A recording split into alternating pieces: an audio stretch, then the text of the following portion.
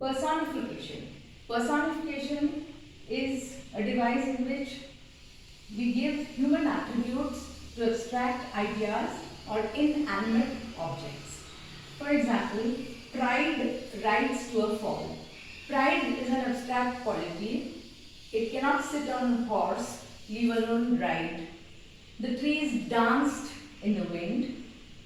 Hope, an abstract quality, suffers many disappointments but never gives up. And finally, a picture says more than 1,000 words. So we have says, which is a human attribute, suffers is a human attribute, give up, human action, dance and write. So these are some examples of personification. And then we come to alliteration. As I said, alliteration is more for fun than for actual and meaning. So it is like a tongue twister. So it means repeating the same sound several times in a sentence. See, now in explaining the alliteration, I have given you an alliteration itself. So it is, I am repeating the sound of S so many times.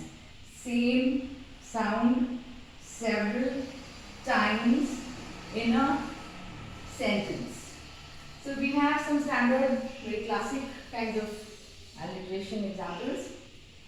Betty bought some butter, Betty bought some butter, but the butter was bitter, so she bought more butter to make the bitter butter better. Second one is Peter Piper picked a peck of pickled peppers.